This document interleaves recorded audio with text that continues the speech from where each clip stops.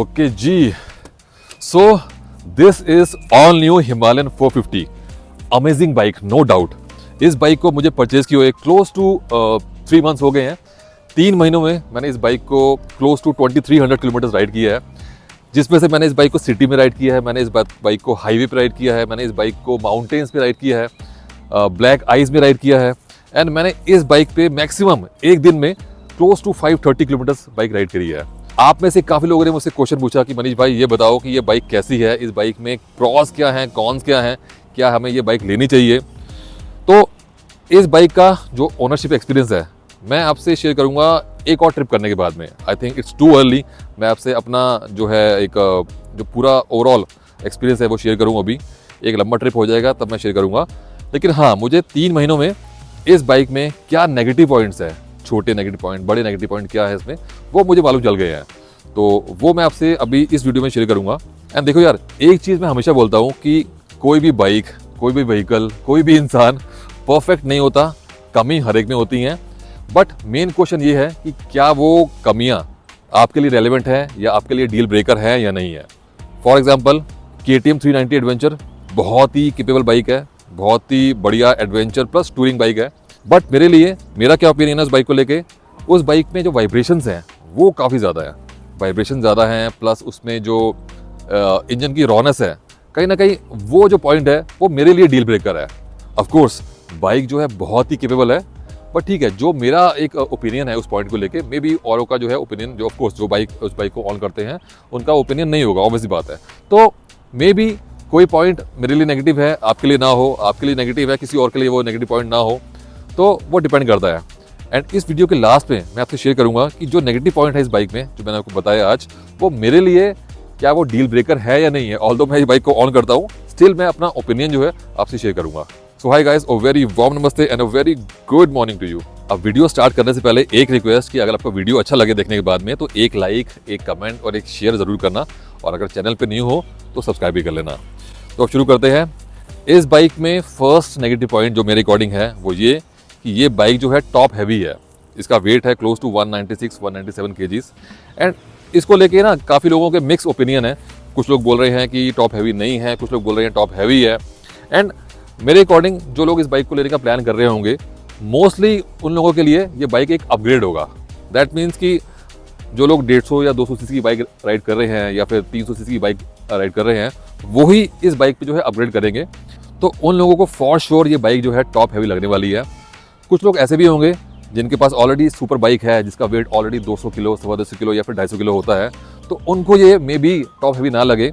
And I feel कि वो जो परसेंटेज है ना वो काफ़ी कम होगी। 99% जो लोग होंगे उनके लिए अपग्रेड होगा, एंड 1% लोग ऐसे होंगे जो लोग भाई, कुछ लोग यूट्यूब के लिए ले रहे होंगे, और कुछ लोग ऐसे होंगे कि इनके पास ऑलरेडी एक सुपर बाइक है, उनको एक फन के लिए, एडवेंचर के लिए, ट्रेल राइडिंग के लिए एक बाइक चाहिए, तो उसके लिए बाइक परचेज कर रहे होंगे। तो 99% जो लोग हैं, जो मेजॉरिटी ऑफ लोग हैं, उनके लिए अपग्रेड है, और उनके लिए एक वेट पे जो एड ऑन होगा, तो उनको ये टॉप हैवी फील होने वाली है। एंड टॉप हैवी बोलने का एक रीज़न ये भी है कि इसका जो स्टैंड है ये काफ़ी झुका हुआ है। आई डोंट नो ये आफ्टर थॉट है आरी का या क्या है। और इस बाइक को ऐसे आपको उठाना पॉसिबल नहीं है। एंड जब आप इस बाइक पे बैठते हो तो तब भी इसको ऐसे उठाना it's not easy. I am 5'9.5" and मैंने जो सीट हाइट है वो अपनी 845 की हुई है, बढ़ाई हुई है। तो यू कैन सी हल्के से मेरे जो है टिपटो हो रहे हैं, और उठाने में एफर्ट लगते हैं। अगर आपकी बाइक पे सैडल लगा होगा, सामान होगा मतलब, तो उस केस में आपके एफर्ट लगेंगे। एंड अगर आपकी हाइट 5'6" या उससे कम है, तो आपके लिए बाइक पे बैठ के इस पोजीशन से उठाना और चला के निकल जाना वो थोड़ा सा टफ रहेगा। मतलब थोड़ा क्या, थोड़ा ज़्यादा टफ रहेगा। उसके लिए आपको करना क्या पड़ेगा, आपको बाइक को पहले यूँ उठाना पड़ेगा, देन आपको यूँ बैठना पड़ेगा, और तब निकलना पड़ेगा। शॉर्ट हाइट, मतलब जिनकी हाइट 5'6" या उससे कम है, उनके लिए बाइक पे बैठे बैठे बाइक को साइड स्टैंड से उठाना is not possible with this arrangement. And जब आप इस बाइक को राइड करते हो हाईवे पे या फिर सिटी में, तब आपको इस बाइक का वेट फील नहीं होता। बाइक बिल्कुल वेल बैलेंस लगती है, उसमें कोई इशू नहीं होता। बट अगर आपकी हाइट 5'6" या उससे कम है और आप इस बाइक को जो है सिटी में राइड कर रहे हो, पीक ट्रैफिक में राइड कर रहे हो, तो लाइक मनूवर करने में बहुत दिक्कत होने वाली है आपको फॉर श्योर। तो ये एक इसका नेगेटिव पॉइंट है। एंड जैसा कि मैंने कहा था कि ये नेगेटिव पॉइंट जो है कुछ लोगों के लिए नेगेटिव पॉइंट होगा, कुछ के लिए नहीं होगा।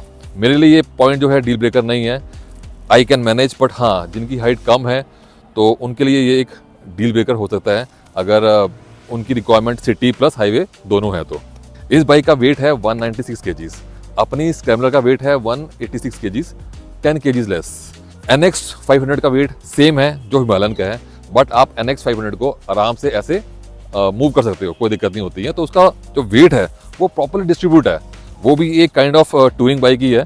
सो आई फील कि ये एक जो है नेगेटिव पॉइंट है काफ़ी लोगों के लिए।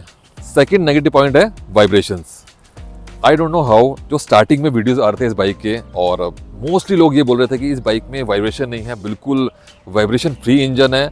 एंड मैंने जब इस बाइक को फर्स्ट टाइम राइड किया था, मैंने शेयर भी किया था कि इस बाइक में वाइब्रेशन है, आपको फील होती है फुट पैक पे, नो डाउट। इनफैक्ट कि थ्रू आउट रेव बैंड जो इस बाइक का है, उसमें आपको स्टार्टिंग से लेकर एंड तक जो है हर जगह आपको जो है वाइब्रेशन फील होती है। बीच में कई बार नहीं फील होती, फिर फील होती है। तो ऐसा मेकआउट करना पॉसिबल नहीं है मेरे लिए अभी तक, जो मेरा राइडिंग का एक्सपीरियंस रहा है इस बाइक के साथ में, कि मैं बोलूँ कि इस RPM पे फील होती है वाइब्रेशन, उस पर नहीं होती है। मुझे थ्रू आउट रेव बैंड जो है इसमें फुट पैक पे, कई बार टैंक में, कई बार हल्की सी हैंडल बार में मुझे वाइब्रेशन फील होती हैं। बट मुझे कभी इसकी वाइब्रेशन ने अनॉय नहीं किया, मेरे लिए कोई दिक्कत नहीं है। मतलब मुझे ऐसा नहीं लगा कि हाँ यार गलती कर दी है बाइक लेकर, बहुत ज़्यादा वाइब्रेशन में फील हो रही है। मैंने अभी तक इस बाइक को जो है क्लोज टू 100-115 की स्पीड तक क्रूज़ किया है। मैंने पुश में भी टच किया होगा, 140 भी टच किया है, आई थिंक 145 भी टच किया है। बट मैंने जो क्रूज़ किया है 115 के आसपास क्रूज़ किया है। एंड आई फील कि 110-115 की स्पीड तक इस बाइक पे क्रूजिंग करना is comfortable with some vibrations. अब इस चीज़ को लेके आई एम श्योर काफ़ी लोग जो है कमेंट करने वाले हैं कि भाई इसमें जो है वाइब्रेशन ज़्यादा है, आप कम बता रहे हो, ठीक है। और काफ़ी लोग ऐसे हैं जो सोच रहे होंगे कि भाई इसमें वाइब्रेशन कम है और मैं बता रहा हूँ कि इसमें वाइब्रेशन है। तो काफ़ी लोगों के जो है मिक्स ओपिनियन होंगे। तो ये चीज़ ना काफ़ी रिलेटिव है कि आप किस बाइक से क्या एक्सपेक्ट कर रहे हो। कुछ लोगों के लिए वाइब्रेशन कम होगी, कुछ लोगों के लिए ज़्यादा होगी। बट अगर मैं जनरली बात करूँ तो इस बाइक में फॉर श्योर वाइब्रेशंस हैं, नो डाउट। एंड मेरे अकॉर्डिंग अभी तक मुझे इन वाइब्रेशंस ने कभी अनॉय नहीं किया। बाकी जो आगे का मेरा एक्सपीरियंस होगा मैं आपसे शेयर करता रहूँगा। थर्ड नेगेटिव पॉइंट मेरे अकॉर्डिंग जो इस बाइक में है वो ये कि इस बाइक में ट्रैक्शन कंट्रोल आपको मिलता नहीं है। कुछ साल पहले तक आपको जो सुपर बाइक्स होती थी, जो आपको एक्सपेंसिव बाइक्स होती थी, बिगर बाइक्स होती थी, उसमें आपको ट्रैक्शन कंट्रोल मिलता था। छोटी बाइक 3-4 लाख की जो रेंज की बाइक होती थी उसमें आपको नहीं मिलता था। बट आजकल जो है 2-2.25 लाख की जो आपको बाइक्स मिलती हैं उनमें आपको मोस्टली ट्रैक्शन कंट्रोल मिलता है। अपनी होंडा CB350 में ट्रैक्शन कंट्रोल था, KTM 390 में भी ट्रैक्शन कंट्रोल मिलता है आपको। और जो आपकी मेरे पास स्पीड थी, ट्रायम्फ स्पीड 400, उसमें भी ट्रैक्शन कंट्रोल था। जो मेरे पास ट्रायम्फ स्क्रैम्बलर है उसमें भी ट्रैक्शन कंट्रोल है। ये एक एडवेंचर टूरिंग बाइक है और इसमें ट्रैक्शन कंट्रोल नहीं है। ट्रैक्शन कंट्रोल एक बहुत ही अमेजिंग सेफ्टी फीचर है। जिनको नहीं पता मैं एक थोड़ा सा ब्रीफली बताता हूँ कि ट्रैक्शन कंट्रोल में क्या होता है। अगर आप स्टैंड स्टिल से बाइक का इंजन जो है एकदम सर्ज पावर आपको दे रहा है, आपने थ्रॉटल दिया और एकदम पावर जो है आपके रियर व्हील को मिली, और कई बार ट्रैक्शन लूज करने का चांस रहता है, बाइक स्किड करने का चांस रहता है, क्योंकि फ्रंट के टायर में और रियर के टायर में जो है डिफरेंस रहता है पावर का और स्पीड का। तो ECU जो है उसको सेंस करता है अगर आपकी बाइक में ट्रैक्शन कंट्रोल है, और पावर जो है कट कर देता है रियर व्हील के लिए, ताकि आपकी बाइक स्किड ना करे। एंड जब मैंने इस बाइक को फर्स्ट राइड किया था, जब मैं गया था इस बाइक को लेके आई थिंक ऑफ रोडिंग करने गया था, तो मुझे फील हुआ कि इस बाइक में जो है ट्रैक्शन कंट्रोल मुझे फील हुआ कि नहीं है वो, और मैं उस चीज़ का यूज टू था। तो जो लोग राइडिंग में न्यू है तो उनके लिए ट्रैक्शन कंट्रोल जो है काफ़ी यूज़फुल रहता है। तो मेरे अकॉर्डिंग एक एडवेंचर टूरिंग बाइक में जिसमें आप एकदम फुल फ्लैज लेटेस्ट टाइप का आप कंसोल दे रहे हो, विद नेविगेशन दे रहे हो, कंपनी को इसमें ट्रैक्शन कंट्रोल देना चाहिए था। ये बड़ी बेसिक सी चीज़ है। तो मेरे अकॉर्डिंग ये एक जो है एक नेगेटिव पॉइंट है। एक और नेगेटिव पॉइंट या फिर कौन बोलो, आप कुछ भी बोलो, मुझे फील हुआ कई बार कि जब मैं बाइक राइड कर रहा होता हूँ तो ये बाइक कई बार जो है ना हाथ छोड़ते ही राइड की तरफ जाती है। मतलब वो हाथ छोड़ के चलाना इसका of course not recommended, but of course normally आप वो करते हो तो राइड की तरफ जाती है कई बार। और ऐसा हर बार नहीं होता, कई बार मुझे फील हुआ है और कई बार मुझे फील नहीं हुआ। आई डोंट नो, वो अलाइनमेंट का चक्कर है। ऑल्दो मैंने व्हील की जो अलाइनमेंट बैलेंसिंग जो भी होती है, जब मैंने इसको अपने व्हील्स को ट्यूबलेस में कन्वर्ट करवाया था तब मैंने करवाई थी, स्टिल मुझे कई बार फील होता है कि बाइक जो है हाथ छोड़ती है ना राइट की तरफ भागती है, टॉप बॉक्स लगे बिना भी ऐसा मुझे फील हुआ है। तो जस्ट मुझे लगा एक छोटा सा पॉइंट है तो मैं आपसे शेयर करूं। नेक्स्ट नेगेटिव पॉइंट इस बाइक में जो कि मेरे लिए डील ब्रेकर है फॉर श्योर, वो ये कि इस बाइक में आपको ट्यूबलेस टायर नहीं मिलते हैं। हिमालयन 411 उस बाइक में कुछ कमियां थी, एंड एक कमी ये भी थी कि वो बाइक हाईवे के लिए बहुत ज़्यादा केपेबल नहीं थी। उसमें आपको 80 के बाद में, 80 की स्पीड के बाद में, 90 की स्पीड के बाद में आपको काफ़ी ज़्यादा वाइब्रेशन फील होती थी। कंपनी ने एक काम अच्छा किया कि इस बाइक में एक नया इंजन दिया, शेरपा 452, जो कि टूरिंग के लिए, हाईवे के लिए काफ़ी केपेबल है। तो नो डाउट ये बाइक जो है टूरिंग के लिए और हाईवे के लिए काफ़ी केपेबल है। बट अगर आप किसी बाइक पर टूरिंग कर रहे हो तो आप ये बिल्कुल नहीं चाहोगे कि टूरिंग के टाइम में किसी दिन किसी हाईवे पे, किसी पहाड़ों पे कहीं पर आप अपनी बाइक का टायर बाहर निकाल के, उसमें से रिम बाहर निकाल के, टायर अलग करके, ट्यूब बाहर निकाल के उसमें पंचर लगा रहे हो। अगर ये चीज़ आपको आती भी होगी ना, पंचर लगाना, ट्यूब वाले टायर को पंचर लगाना, तब भी ट्रस्ट मी गाइस ये बहुत बड़ा इशू है। तो ये एक मेरे लिए डील ब्रेकर था कि कंपनी ने इस बाइक में ट्यूबलेस टायर क्यों नहीं दिए, ट्यूब वाले टायर क्यों दिए। एंड जब मैंने इस बाइक को लेने का प्लान किया था तब मेरे माइंड में ये था कि इस बाइक में ट्यूबलेस टायर आ रहे हैं या नहीं आ रहे हैं। मैंने स्टार्टिंग में वीडियोस देखे तो उसमें ये था कि हाँ टायर जो है ट्यूबलेस वाले स्पॉक्स आ रहे हैं। I was happy. बट जब मालूम चला कि इंडिया में नहीं आ रहे हैं तो फिर मुझे लगा कि हाँ यार, कंपनी की वही पॉलिसीज़ हैं कि इंडियन कस्टमर को आप कुछ भी पेल दो। और बाइक को लॉन्च हुए अभी 3-4 महीने हो गए हैं, अभी तक ये क्लैरिटी नहीं है कि इसमें ट्यूबलेस स्पॉक जो है कब आने वाले हैं। बट ठीक है, मैंने अपनी बाइक में जो है ट्यूबलेस कन्वर्जन करवा ली है। वे टू स्पीड की जो ट्यूबलेस किट है जो कि आपके स्पॉक्स को ट्यूबलेस में कन्वर्ट करती है, मैंने वो सोल्यूशन करवा ली है। उसकी डिटेल आपको देखनी है तो उसका व्लॉग का लिंक ऊपर आ रहा होगा, आप देख सकते हो। तो मैंने ये माइंड मेकअप तभी कर लिया था कि मैं बाइक लूँगा तो मैं इसको जो वे टू स्पीड की जो है किट है वो यूज़ करके इसको ट्यूबलेस में कन्वर्ट करूँगा। 2 सोल्यूशन आते हैं, एक आता है वे टू स्पीड, एक आता है आपका इसमें आउटेक्स आता है। मेरे अकॉर्डिंग वे टू स्पीड जो है ज़्यादा बेटर है। एंड आई नो कि जो लोग इस बाइक को एडवेंचर के लिए लेने वाले हैं, प्योरली ऑफ रोडिंग के लिए लेने वाले हैं, ट्रेल राइडिंग के लिए लेने वाले हैं, उसके लिए ट्यूब टायर जो है बेटर रहते हैं। बट आई फील कि वो जो परसेंटेज है वो कम होगी, मे बी 10%, 90% या फिर 85% जो लोग हैं इस बाइक को फॉर श्योर टूरिंग के लिए लेने वाले हैं। और टूरिंग में ट्यूब वाले टायर में पंचर लगाना इज़ अ हैसल। तो ये एक जो है नेगेटिव पॉइंट है मेरे अकॉर्डिंग इस बाइक का। एक और चीज़ मुझे फील हुई कि इस बाइक में ना एक अजीब सी, मतलब वियर्ड सी आवाज़ आती है जब आप बाइक जो है स्टार्ट करते हो। मतलब वो की अजीब सी, आई शो यू।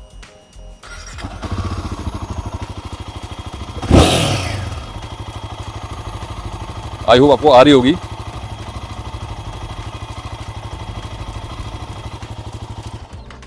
और स्टार्टिंग में जब ये आवाज़ फर्स्ट टाइम आई मुझे लगा कि कोई मीटर में कोई अलार्म आ रहा है, और मैं मीटर को देखने लग गया कि कोई अलार्म तो नहीं आ रहा। और फिर आवाज़ आती रही। उस टाइम आई थिंक मैं अपने फर्स्ट ट्रिप पे था, नहीं मैं आई थिंक गुड़गांव गया हुआ था। तो फिर मैंने रुक के देखा कोई अलार्म तो नहीं है, कोई अलार्म था नहीं। फिर कुछ टाइम बाद आवाज़ चली गई।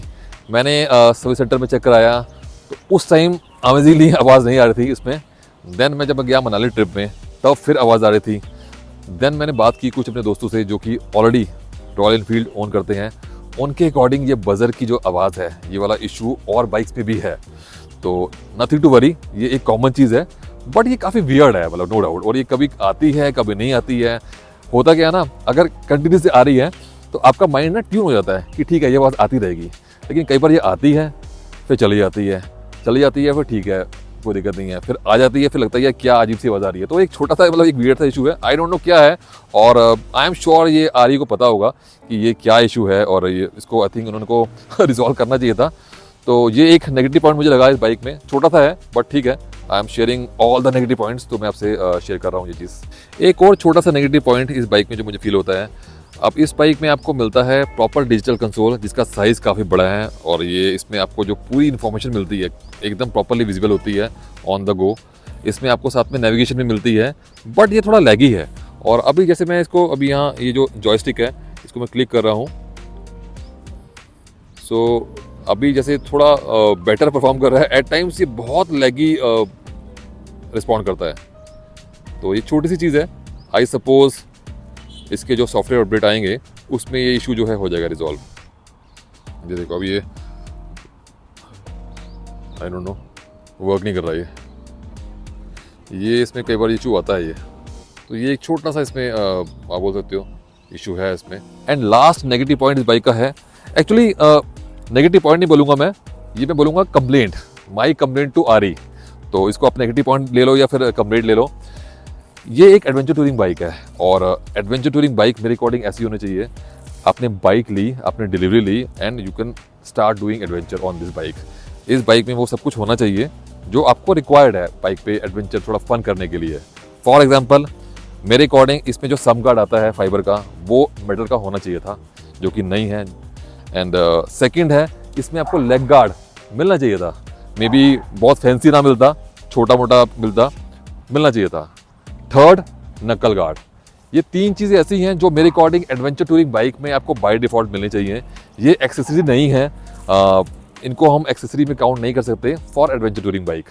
अपनी स्क्रैम्बलर में by default some guard metal का, एल्यूमिनियम का मिलता है, नकल गार्ड मिलते हैं, बहुत ज़्यादा वो फैंसी नहीं है, बहुत ज़्यादा वो स्टर्डी नहीं है, स्टिल आपको मिलते हैं, और आपको एक लेग गार्ड बाय डिफ़ॉल्ट मिलता है। तो ये बड़ी वियर्ड सी चीज़ है एक और आ रही की कि सब कुछ आपको एज ए एक्सेसरी लेना पड़ेगा, आपको नकल गार्ड भी लेना पड़ेगा। एंड ये मिरर्स, ये काइंड ऑफ बहुत ज़्यादा यूज़फुल नहीं है। आई डोंट नो ये लेंथ इतनी छोटी क्यों है थोड़ी बड़ी कर देते तो शायद बहुत लोगों को ये मिरर जो है अपग्रेड ना करने पड़ते। एनीवे, ये मे बी आरी का स्टाइल है कि इतनी सारी आपने एक्सेसरीज लॉन्च कर दी हैं, वो आपको लेनी पड़ेंगी। तो ये एक मेरा लास्ट जो है नेगेटिव पॉइंट, या बोल सकते हो आप कंप्लीट टू आरी था। एंड आई सजेस्ट कि अगर आप इस बाइक को लेने का प्लान कर रहे हो तो जस्ट जो मैं बोल रहा हूँ या फिर कोई यूट्यूबर बोल रहा है उस पर मत जाओ, अपने एंड से जाकर टेस्ट ड्राइव लो और फील करो बाइक को अपने अकॉर्डिंग, और उसके बाद में जो है अपना डिसीजन लो। तो ये थे हिमालयन 450 के कुछ नेगेटिव पॉइंट मेरे अकॉर्डिंग जो कि मैंने अब तक ऑब्जर्व किए। एंड एज पर मी, इनमें से, इन नेगेटिव पॉइंट में से, इन कॉन में से कोई ऐसा नेगेटिव पॉइंट नहीं है जो कि मेरे लिए डील ब्रेकर हो। एक नेगेटिव पॉइंट था मेरे लिए डील ब्रेकर, जो कि ऑफ कोर्स इसमें ट्यूबलेस टायर नहीं है, और वो कब आएंगे, ट्यूबलेस स्टॉक कब आएंगे कुछ मालूम नहीं है, लेकिन ठीक है, उसका मैंने वे आउट निकाल लिया है। तो अब आपका क्या ओपिनियन है, आपके लिए कोई पॉइंट इनमें से डील ब्रेकर है या नहीं है, या आपके अकॉर्डिंग कोई और नेगेटिव पॉइंट है जो लोग इस बाइक को ऑन कर रहे हैं। आई एम श्योर काफ़ी लोग देख रहे होंगे इसको, तो वो भी आप श्योरली शेयर करना, ताकि बाकी लोग जो इस वीडियो को देख रहे हैं उन्हें भी मालूम चले कि और क्या क्या इशू आ रहे हैं इस बाइक में। एंड यार एक और चीज़, आप में से काफ़ी लोग कमेंट्स कर रहे हैं कि मैं एक वीडियो बनाऊँ हिमालयन को कंपेयर करूँ विद ट्रायम्फ स्क्रैम्बलर 400। मैं ये दोनों बाइक ऑन करता हूँ, बट यार मैं ना इसका वीडियो बना नहीं पा रहा हूँ। उसका रीज़न ये है कि मैं इस बाइक को थोड़ा सा ना और चला के अपना जो है एक डिटेल्ड ओपिनियन जो है वो आपसे मैं शेयर करना चाहता हूँ। होपफुली जल्दी आएगा और मैं जो भी मेरा ओपिनियन है मैं आपसे शेयर करूँगा। बाकी व्लॉग अच्छा लगा हो तो आपको मालूम ही है कि आपको क्या करना है। मिलते हैं फिर नेक्स्ट व्लॉग में। Till then, ride safe, drive safe, take care and good bye.